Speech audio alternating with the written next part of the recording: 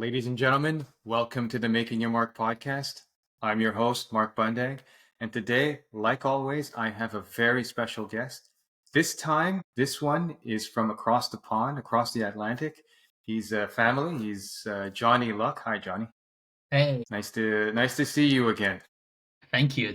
I'm delighted to be here. Thanks for asking me to be part of this amazing program. Oh, it's my privilege actually, and hopefully the privilege of the rest of the audience. Uh, How I know Johnny, aside from his accolades, which are on social media, like on LinkedIn especially, and also some of his campaigning, which we'll talk about a little bit later on in the podcast. Uh, Johnny is also a relative of mine by marriage, and I first met him about 20 or so years ago, the year that I got married. I was pleasantly, I guess I was pleasantly taken by Johnny. He was quite young at the time and quite shy, if I remember correctly. And I don't know if that's changed. A little bit, eh? I try to A get out little of my bit. shell. Yeah. Good. So Johnny, as usual, what I ask the guest is, what's the background that you want to share with our guests, and where do you feel you've made your mark? Well, thank you. And look, such a delight for me to be part of it, in part because we get to reconnect after far too long of a time. And I know in your podcast, what you really want to squeeze out is like the really practical stuff as well as the inspirational. And not pretending to be any of that, but I'll give it a good go. I'm currently in the UK. I grew up across many different places, but I basically grew up in the UK. And the three things I would say that I feel I've at least started to make a mark was one was in sports, in rowing. The second would be in my experience working both in government, in the UK government, and in business. And the third would be in politics, including running for Parliament, the UK Parliament, twice. And I suppose the reason why I chose those three connected, but in some ways very diverse roles, is because it really impacted how I saw the world and also the challenges that we see in the world. And that kind of impacts everybody. For example, in rowing, you mentioned I was quite shy. I was in the UK, at least at my time, there weren't many people with my background. My mom's from Taiwan, my dad's from Hong Kong. And I had a lot of like a very negative internal dialogue on where I fit in society. And East Asians in the UK had a stereotype. We would wear glasses, we'd be a bit nerdy, be good at accounting or anything like that, which is perfectly legitimate. And I interned in one of the big four, so I was fulfilling of ticking all those boxes. But it also made me feel kind of like a bit lost. And rowing, a sport where it's very competitive, certainly in the UK and in Canada, it is a very objective sport. Whoever crosses the finish line first wins, right? It doesn't matter where your background's from. It doesn't matter how rich you are. Although it helps if you have a lot of training, but it's very objective in that sense. And as a kid, I joined a rowing program from the age of 13. I lost almost every race until I was 17. So 4 years of straight defeats. I had the chance to become captain of my club, which was amazing. And in 2008, it's on YouTube, it's a viral video. I sank my boat in the national championships classic. We hit a big wave. We sank. It was very embarrassing. The boat's worth tens of thousands of pounds. And many of my team kind of gave up the sport. But I and a few others kind of persevered. We fundraised. And in 2009, we actually won the national schools title. And it's like a fairy tale. But, I'm very proud of that. There's a boat named after me in the club now. But the point isn't the victory. The point was the fact that we went through a lot of trauma and challenge, and we got through it. And we won. And no one can take that away from us. And so throughout life, no matter what happens, I can always draw on that and go, you know what? It's not so bad. I front loaded some of the toughest moments of my life quite young, at the age of 13 to 18. And I think that kind of is really, really useful when life is challenging, right? I do want to actually dig a little bit into that experience because it's very unusual. Not unusual, but it's not common for that kind of drive that quickly for a lot of people, right? So can you walk me back? So there's you're 13, you're kind of shy, uh, and then you decide to do rowing. How did that happen? Why? Well, well, I mean, it was, to be honest, very accidental. Like no one, like my dad, like he's not an athlete, right? With all due respect, he's a great guy, but not an athlete. And no one, I have no connection to rowing as a sport. I guess, I mean, it was pure accident. When we had to sign up for a sport, you have to write the letter of the sport. So most of my peers would go and play rugby, especially in winter, and I wrote R, but R actually meant rowing. Well, RU would have been rugby. So then before I knew it, I was on a bus to a river. I was on a little boat, and the rowing boat's very narrow. And then within a few hours, I fell in the lake. That was my first experience of rowing, and I'm not very like from a natural talent point of view, not the most hand-eye coordinated person. But the beauty was like it kind of introduced me to community and like teamwork, and over time, through perseverance and a bit of a growth spurt that helps too, I managed to kind of climb the ranks. And I continue to row now. So I do a lot of indoor rowing. And the coolest part is that sometimes I also blog for World Rowing, the Federation of Rowing, the federation that organizes the Olympics and going to the World Cups. And so being a World Rowing ambassador is like the dream, really. So it's a real privilege. But the privilege is not just because it's a boat moving, but all the team spirit, the building of trust and having the grit. And I think we need more of that in this society. People willing to stick at something and go through the hard times. And we need to get more young people to kind of love the hard graft for society to succeed. Oh. So you accidentally got into rowing and then quickly found, but you stuck with it, right? Because what was it that kept you in it? Was it that because you found a way to improve? Because the community? What was that I mean, there exactly? were many moments where I wanted to give up. It's very hard on the whole family. Like my mom would have to, or my dad, towards the end, a lot of my dad would have to wake up at like 5 a.m. to take me to training, and because I couldn't drive at the time. And there's a lot of failures. I think for me, partly it's the community and the team. Partly I was just quite stubborn. And also there's like a simplicity to it. It's just train, and it was almost like a escape from school.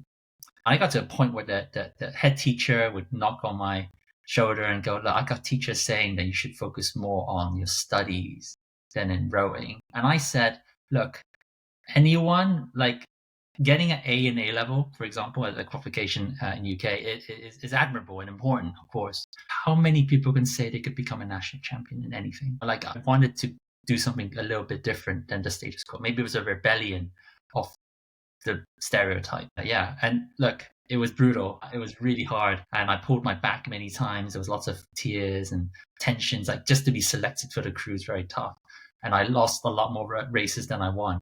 Ultimately, it worked out okay for me. So very lucky, very lucky. Yeah, and why didn't you quit? I mean, you said that from 13 to, was it 17 or 18? 18, yeah, 18, right? You lost more than you won.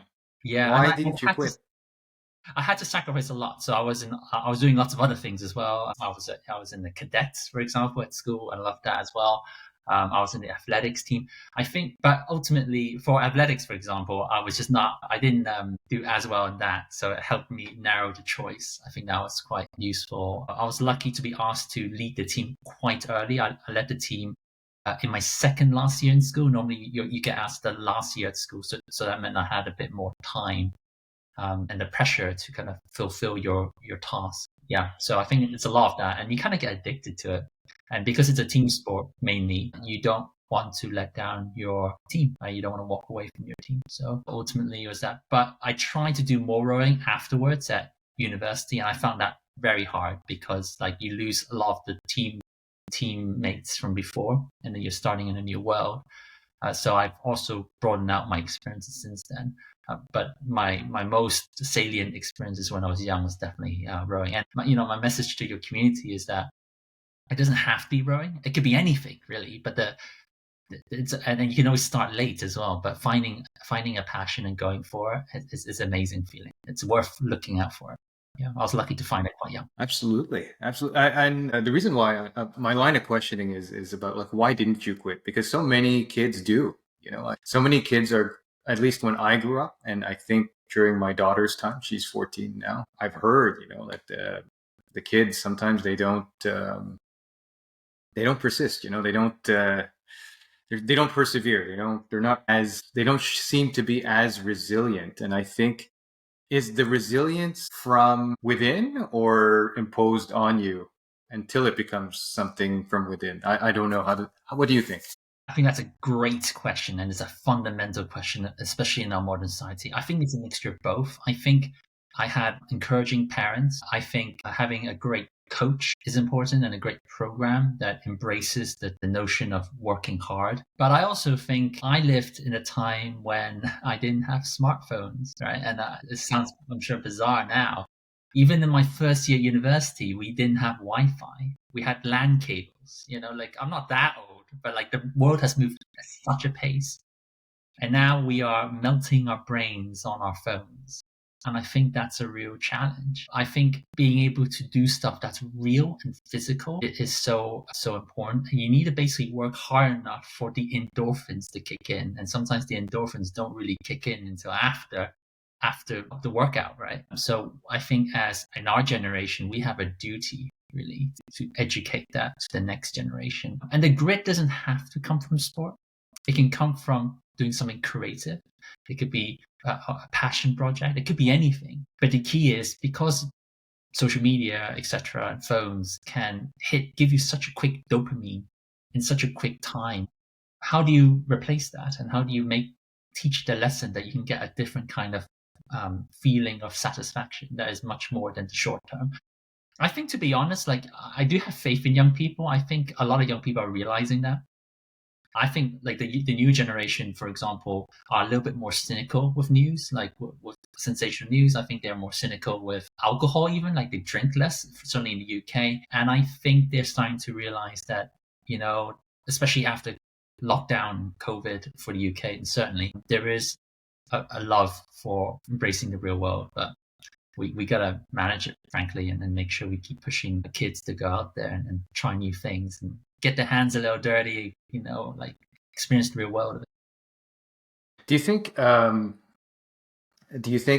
the kids or the generations that coming up, say from university right now, do you think that they'll just learn that eventually, or do you think that is something that they'll have to suffer in life for and then learn?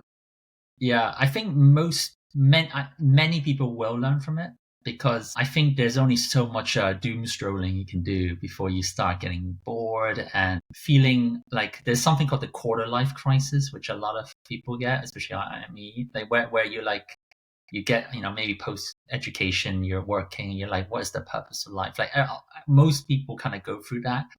The challenge, though, is for those who do realize, what do they do about it? Because it's like, do you have the opportunity to then find your passion, which is not always easy if you're not wealthy, if you're working full time, if you're, you know, it's not always straightforward, especially if you're outside of an educational community where you can just join a club, right? That's hard.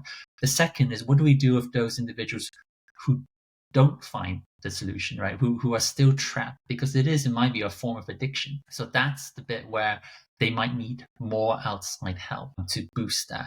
And ultimately, look, it's in everyone's interest, it's in society's interest for people to have A, passion, but B, to have the grit and resilience. It's effectively mental health, good mental health that allows better physical health and better resilient economies. It's a win-win for everybody. And I think we as a society needs to do more to support that. Thank you very much for that, Johnny. Appreciate that insight. I wanted to move on to maybe the next experience that you wanted to share. So rowing was a big part of your life, and I think what is the next one that I think we kind of talk about? Yeah, definitely. But I guess the next part is almost like the middle part of my career, which is working. The contrast, I suppose, between working in government and working in the private sector. I thought that was quite eye-opening. I spent several years working in various different government departments, including as head of digital inclusion in the Department for Digital Culture, Media and Sport. I've briefed ministers and MPs about various things from business, trade. I worked in the Brexit department. where we had to prepare the briefing notes to negotiate with the EU for the UK to leave the EU. This is about 2016, 17, 18. A very tense time. I'm sure you guys were observing from afar going, what is going on?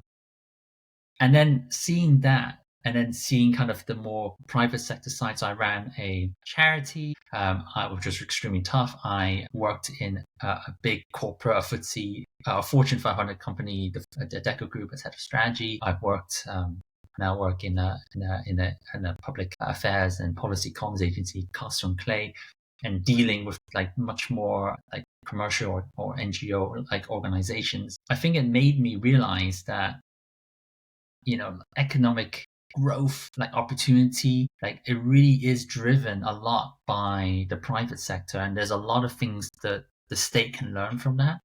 You know, how you define goals, being agile. I don't know the way the Canadian system works, but in the UK, like the civil service, they write a lot of policy papers, there's a lot of consultation. But the problem is, and I think you've seen it in politics, is that people are starting to lose faith in the establishment. They're starting to lose faith in how government is seen to help the residents and citizens. And so it's vital that public institutions are constantly renewed and strengthened, and perform better in the way that a private sector company would always have to, right? Because if they don't, they fall under. And so for me, that informs kind of the next pillar a lot, which is my politics. But like, I think the civil servants in the UK are great, they're fantastic, and we have to be so cautious not to fall into populism. On the other hand, I do think there's a lot to learn about how one can deliver good policy and how to deliver positive change to citizens around the world and in the country in particular that they service. I do want to ask you something about this because, at least in the experience I've had here in Canada, in particular Quebec, there is quite a bit of cynicism in the effectiveness of the government. And some of it is deserved and some of it is not. You know, I mean, if you really look at it, like there are some things that the government can control, some of it they can influence, and some really is just because of the economic cycles that we're going through, and they just happen to be the government that's there. Right. So amidst all the stuff that you can't control when you're in the government, when you're in the public sector, how do you influence the opinion of the people so that at least they look more favorably, or at least they understand, you know, these are the things that we're trying to do? Yeah, I mean, there's the substance of what government can do, and then there's like the way one communicates. I think from firstly substance, I think there's a tendency for government, and to be honest, is because of politicians. The way the system works is that you almost get rewarded for announcements. You don't really get rewarded for like the deliveries, because the cycle can often take too long. And by the time the project finishes in 10 years, like everyone's already changed, right? So it's about like, how do you, like, I want to announce this and announce that, and then a bit of money for each or whatever. And so you end up having very fragmented pots of money. You have different departments announcing different things because it's about winning announcements, and there's a bit of competitiveness, I'm sure, between different ministers and different departments. So it's not very efficient use of money. B, it's confusing potentially for the audience, because if they want to access a particular benefit, for example, it could well be scattered across different places. And three is that often these funding pots, for example, like last only a few years, then the next government comes in and, you know, they change everything, and then we go through another cycle of announcements, and the audience gets more and more cynical as these announcements either work only for a small audience or kind of peter out, or they're not they're not as effective as people think. So my view is about what is the role of government, and I think the role of government is, one, is to correct market failures, right? When something doesn't go right, so that it should focus much more on legislation, I guess, is when I say, where you have to correct and level the playing field for people, you know, large companies, small companies, for example, because that gives you a much more broad impact rather than just a little announcement or a little pot. And the second is, like, we must remember that ultimately the public money is voters' money, right? And so we do not, in my view, from a PR point of view, there is not enough of a reward for saving money from the government. There's not enough reward for ensuring that, you know, if you for cutting taxes, for example, like it's easier but of course, if you cut taxes, you have to make the state smaller, right? As a potential downside, unless the economy grows, which is very hard, right? There isn't that kind of dynamic. The incentive is always to make more announcements. And the incentive, especially after COVID, is often you have a bigger government, because when you're the minister in the hot chair, you kind of feel a bit like you need to control stuff, right? Because the media is telling you like why are waiting lists not in the hospital so long, or why is the economy not growing? So you want to pull levers, right? So there's a constant tendency to want to make the government bigger. Well, in my view, actually, maybe we need to make government a little smaller and give people actually the freedom to thrive. And it shouldn't even be a left or right thing. Yeah, it should just be common sense, which is that top down doesn't really work. Someone out there in the real world, a business person or a normal resident, would know much more about their local community and how they should spend their money than a bureaucrat in the middle. There's a balance to be had, of course, because, as I say, we need to correct market failures, and the state has a role to protect the most vulnerable and to protect our defenses, etc. But we have not had this like serious conversation for a long time. And I have been in government, and I've seen the bureaucracy, I've seen the layers of admin that gets in the way of performance, and it frustrates me. But I'm not someone that is frustrated and I go to the pub and I drink a pint and get annoyed about things and moan about things. I actually want to do something, and hence why I'm sure this will be a future segue, and hence why the politics up. I want to get there, but I do have a couple of points to make as well from previous guests. So one is I had a previous guest on the podcast, and he's a leader in the nonprofit sector here in Montreal. It's the Welcome Hall Mission. His name is Sam Watts, and he repeatedly on radio, on podcasts, on media, all kinds of media, he'll always repeat the same answer to the question of how do we get change to happen? How do we get, and the answer is always the same from him. Well, we need the collective political will at all levels of government to think long-term and commit to something that goes beyond terms. What are your thoughts on that? Well, look, it's a worthy goal. It's the right goal. Very, very hard to deliver in real life. And that's frustrating. I think for a policy, let's say you want to change something, right? For that to have the right level or like the highest chances of success, it needs to be bold. Because the reason why it needs to be really bold is because when you go through the system, let's say in the UK, you go through the House of Commons and the House of Lords, it gets eroded because of compromises and stuff, right? So if it's not bold enough from the start, it will be a puddle at the end, right? So it needs to be clear and strong enough. The second is you need consensus, at least some level of consensus.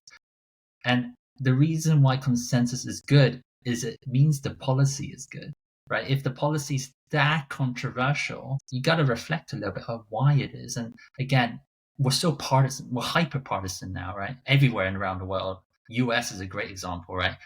It's okay to look at the other side and go, maybe they have a point. Like, let's be rational here. There's the politics around it, fine. But the goal here is to make legislation wherever as good as possible. And that, the best legislation or the mindset, they carry on the test of time. And so you need to be really good at the policy. And the third is you need to be a good communicator to advocate for that policy, and we need to be better at that as a someone that's active in public policy. We need to carry that message better, or you need to hire people who can carry that message better, and that means turning something really, really complicated into something very simple and something very clear that someone from all levels of people can kind of understand, not just the kind of the technical folks. So you need to create a narrative and a story. So in the UK, for example, there's been a lot of tensions about taxes for farmers. So it's very easy to go into the detail of inheritance tax, but actually it's about ensuring that farmers provide good food for our population. It's about food security, it's about preserving our environment, and it's about passing that legacy on to the next generation. It's almost like heritage. It's British heritage. That's the kind of narrative that can evoke a strong sense of emotion. It's just an example. I think it is challenging, and we need good MPs that kind of recognize those challenges and kind of fight for it. in the same time as ensuring that voters aren't too cynical. Look, it is hard. I think it's getting harder all the time to be a politician because the expectations are always higher. And that's a failure of generations of politicians of saying and over promising things. We've over promised the world, elect me and I'll solve all your problems. You do that 20 times over and people are fed up. People want to know really what you can actually do. And people also want to make sure that if you're going to say something, don't turn around and change your mind. And in the UK, we have a huge problem about trust, a massive problem. We have a new government. We had a general election we'll go into, but 5 months ago, they won a huge, huge majority on a bunch of different promises, and most of them has been U-turn now. And so, of course, people are cynical and frustrated. It's just, it's really sad. But we got to fight it. And one of the other guests that I had, she talked about it. It's Olivia Dufour. She mentioned something about how instead of being a problem solver or being the solution, form coalitions. Form something around a problem. Like alliances and things like that. How in a hyper partisan environment can you get over the tribalism and get to working together to do the long-term changes that need to be made beyond terms? How do you do that? Definitely. So my day job now is to work with lots of amazing organizations that want to advocate their very well-meaning change. What I always tell them is that you need to look at your existing supporters and whether they're all coming from one side of the political divide. Because if they are, I think that's a problem. Because even if, for example, in our government, we have a strong, massive Labour majority, but you should also try and bring policymakers from the center right, because otherwise it becomes almost like a hyper partisan issue that won't sustain itself if, let's say, there's a new government. But also the arguments, the language around it will be too one-sided, and then you're not going to bring potentially the voters who might have a different point of view into that coalition too. It's about having that kind of you need to understand the nuts of the problem and then adapt your storytelling in a way that is sufficiently coherent while not compromising what you're actually trying to change. So that's pretty hard, right? And it depends on what it is, right? If it's something really controversial, then that's hard. But if it's something very broad, like what I call common sense policies, then I think that's worthy. But it's hard. And relationship building, coalition building is a skill.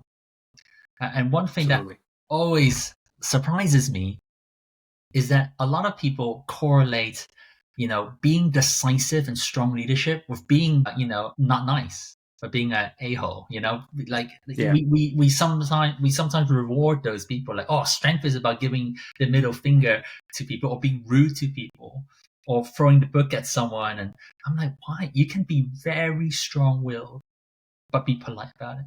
You can build why are we making endless enemies? It doesn't make any sense to me, and they're not the change agents that we need, in my view. Like, you can be so impressive and strong while also garnering a really professional working environment, and that's what we need to do. One of the challenges now, especially in social media, is the way we campaign politically is that we become very we want to be sensational, we want to do outrage, and that's great for you potentially to get the votes to get into office.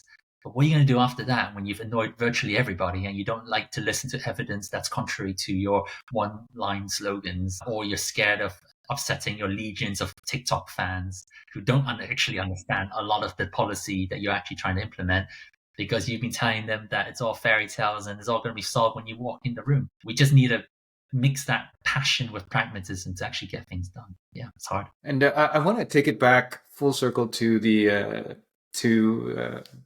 balancing the government with the private sector. Is there any lesson that you can take into the public sector from the private? What stands out from the private sector that they're doing well that you want to put into the public sector? Well, I don't want to paint a too broad a brush. There's a lot of great people in the civil service, but I think there's a lot of expertise in the private sector, which I think needs to be transferred into the public sector. So a lot of public sector there's lots of different roles. There's some public sector people work in policy and some work in delivery. And those who work in policy, not all of them are necessarily deeply in a strong background of their policy area, right? Including myself when I worked in it. And I find that bizarre. Like, if you're gonna do business policy, you should have worked in business, right? It's just like, there's no way you would understand business enterprise policy unless you truly have lived it. And we don't have that enough. I think in some ways we should compensate civil servants more, but have less of them, because we need to uplift the standard. Civil servants are very focused on process and less on outcomes, and that's partly to do with the way that there's such a churn of politicians, right? So it's very hard to kind of get into the nuts and bolts. Or they focus on getting laws passed, but we also need to measure the impact of the laws as well. So there's a lot of areas where, more secondments, more focus on outcomes, maybe a slimmer but more agile and higher performing civil servant as well.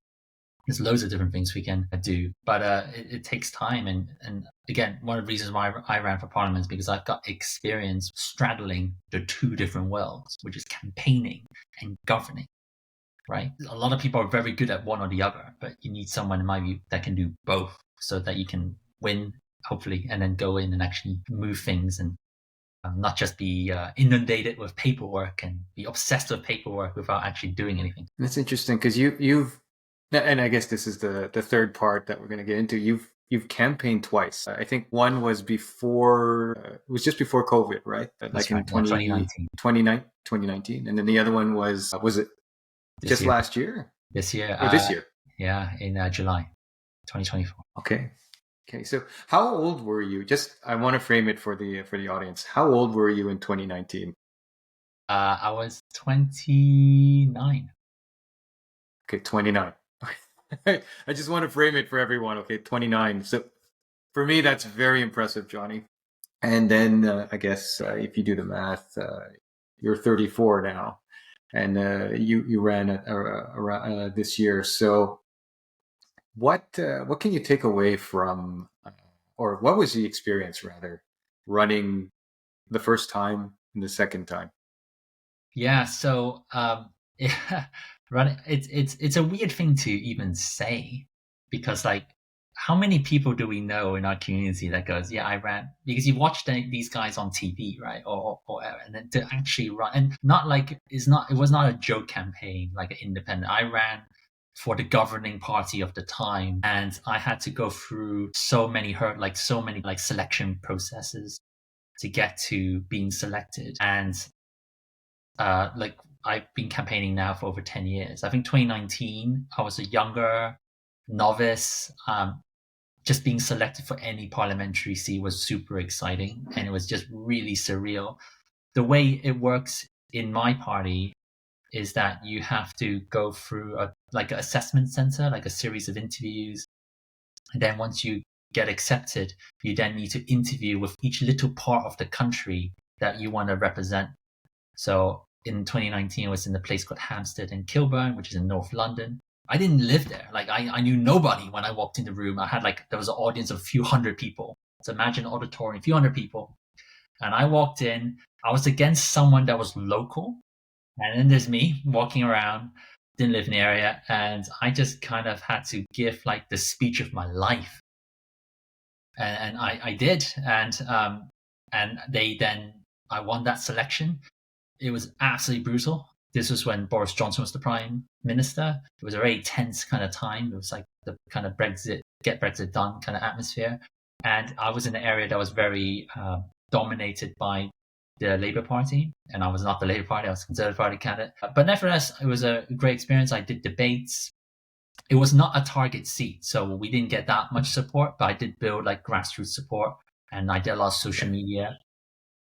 And then you lose. And then, and by the way, I was in the counting hall shared by Keir Starmer, who's now the Prime Minister, because I was in the seat next to Keir Starmer.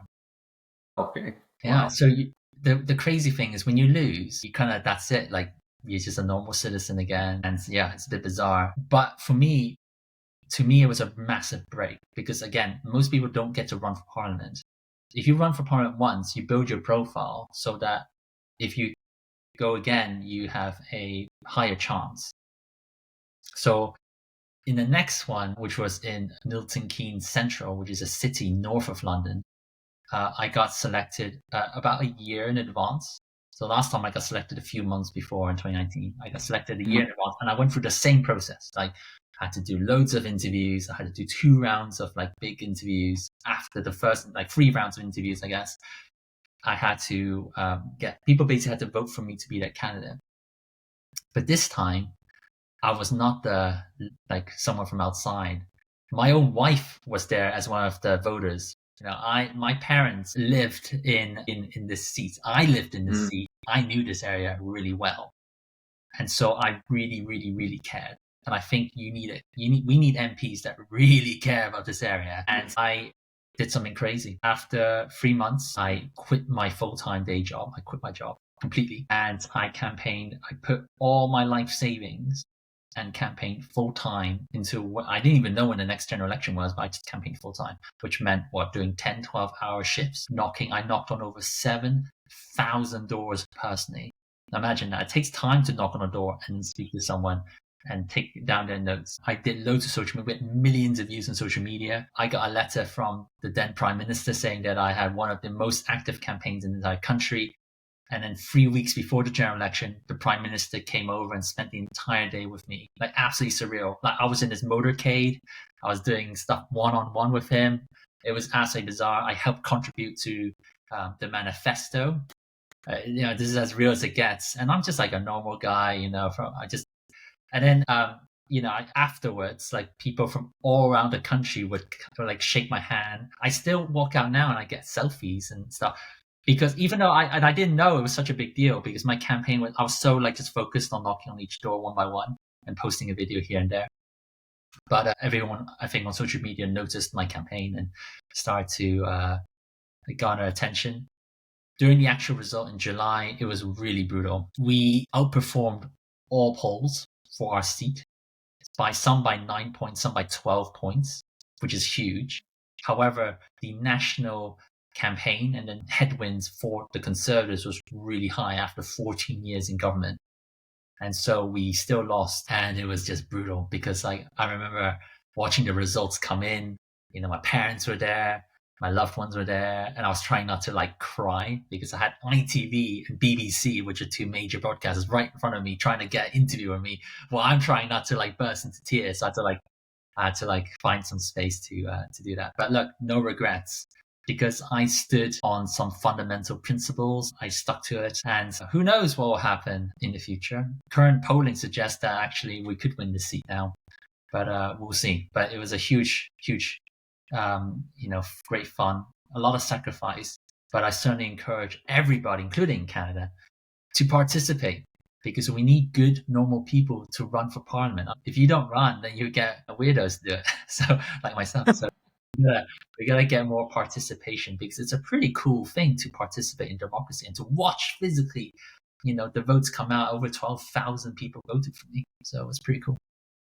Was it something you thought of when you were young to run eventually for parliament? No, not at all. So I guess the process started at university. So I did a science degree, but a lot of people who did science, actually, strangely enough, went into banking, at least at my university in Durham. And I had a contract. I already had my grad scheme sorted out to go do banking. But my final year at university, I became a part-time teacher, like a teaching assistant in a local school, a really rundown school in County Durham, which is very like north. Durham, by the way, is where Harry Potter was partly filmed. So that's the context. And it was, I saw a lot of deprivation firsthand, and I saw a lot of challenge, and I wanted to then go into public policy more than just making money in the city. My mom, I'm sure, is very upset about that still. So then I joined the civil service fast stream, which is like the government's leadership program. So I guess you can see that like I'm getting closer now. Now I'm doing policy and doing government stuff. But then during the Brexit negotiations, I realized that you can have whatever negotiating paper, if you can't pass it in Parliament, which at the time we couldn't pass much in Parliament, it doesn't matter. And so there you go. So then I saw the gap between policy and politics. So soon after that, I went into politics. But I've been campaigning like just in general about stuff since I was probably 20, over 10 years. But yeah, then I went into the rabbit hole of campaigning and doing politics. And it's pretty addictive. It's a huge privilege. In 2019, I was one of the youngest candidates. I still feel quite young, but also quite jaded. Like I already ran twice. It's pretty brutal, but I'm lucky to have a really supportive family that kind of keeps me going. So yeah, I'm still here. And I think I can see at least some of the elements in there throughout your life, the parts that you've shared. So the part where I'm pretty sure you're going to try to run again, right, for a third time, right? So I can see how the experiences from your rowing years, kind of that perseverance, that grit, also plays a factor into this, because you know what grit is, you know what it takes to win. You know what it takes to turn something where you lose, and then somehow it tips, and then you win. You find a way. What would you encourage younger people to do if you're talking to other 17-year-olds or 18-year-olds? Like, what would you say to them? Yeah, just on whether I run again, I would look. I'd love the opportunity. It would depend on the selections, but I hope I've shown that I'm enthusiastic and have something more to contribute. And on losing and then winning, I think you become a better person from losing and then winning rather than just having everything handed to you on a plate. Like I think just it doesn't have to be politics. I think it just in general. I think you appreciate it much more. You become a lot more humble and grounded, and that's what we really need. And to a 17-year-old, be excited. The world looks scary. I get it. I get it. Like I came of age during like when I was 17, 18 during the global financial crisis. So I know the feeling, and it feels like every time there's more uncertainty around the world. But you have something that we don't have, which is you have youth on your side. And you can't replace that. Like that's amazing. The world is full of possibilities. And technology means there's of course challenges, and we talked about some of those. But it means you can also do things in a way that people would dream of. You can start a business just on your phone. You can learn new things on a touch of a button. You can connect with people from across the world in a way that's very hard a long time ago. And so it's really important for you to embrace that and try lots of different things. And it's okay to not know what you want to do, but the key is to be out there and trying and trying. And it's okay to have big dreams, and it's okay to build your dreams, and you don't always have to follow the path, but take good advice and try and do good in this world, and try and be careful with easy solutions, because the world is not black and white. It's gray, and everyone has a point of view, but make sure you kind of do that in a positive way. Be excited. I think there's a lot for young people to still do, and that we need them to do good things, because otherwise the world's in a lot of trouble. That'll be my message. I understand that people. By the way, that was really great. I do want. I'm kind of moved by your. I could see why you would succeed in politics, but I do. What I wanted to ask too is because I know at least at my age, when I was that age, I didn't know which direction to run. Like, how do you gain direction in your life that early, or do you even worry about it? To be honest, I'm still wondering. Like my CV, I've done loads of different things. I've done, I started doing a science degree, and then I worked in policy, and then so I did campaigning because of I just had a cause I wanted to. So one of the things I wanted to do was to get more schools and universities to teach startup creation rather than just go into a job, right? So it was not, I want to be an MP. It's more, I think there's something cool that we need to do.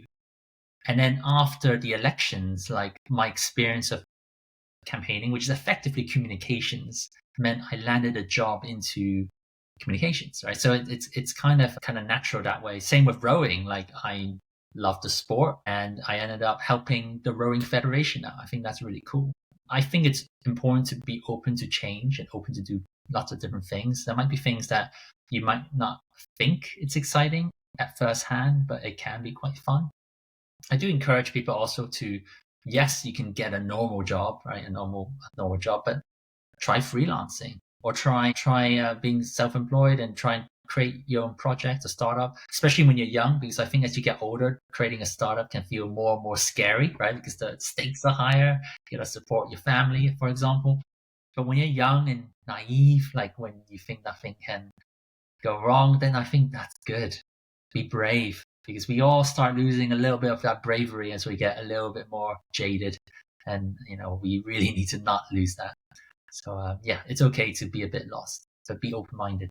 That's for sure. Thank you, Johnny. I appreciate and I'm sure the audience appreciates those kind of words of wisdom. I wanted to ask.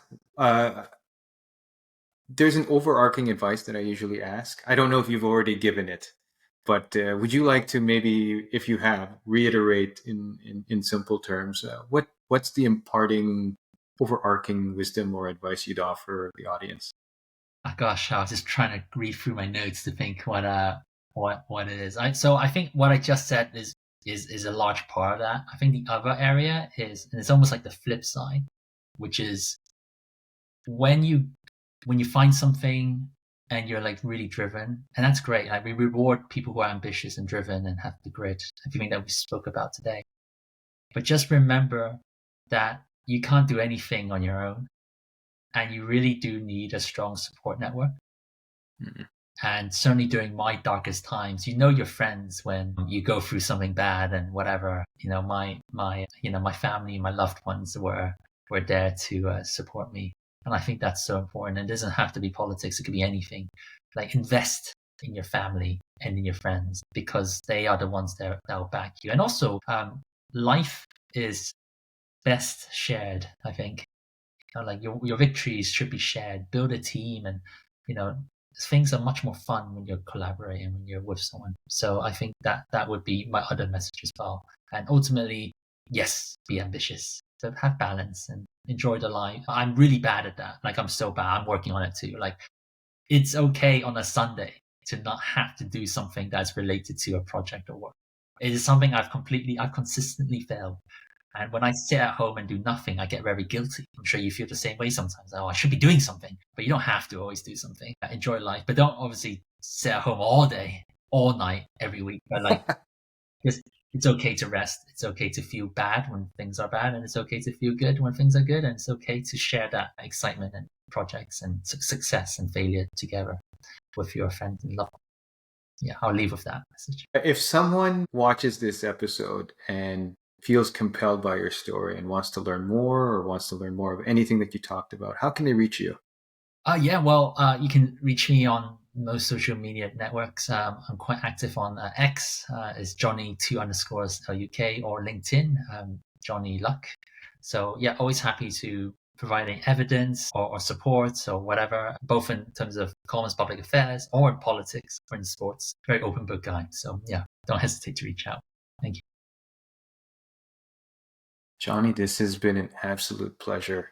I want to speak from the heart. The last time that you and I kind of spoke was, aside from the lead up to this one, was 20 years ago. Crazy. It's amazing. It's amazing how, especially now in this age, we're still connected. We're still like 20 years later. We're still we can. It's refreshing and kind of how do I say this? It's kind of a relief, to be honest, to see good values, good from that run in the family.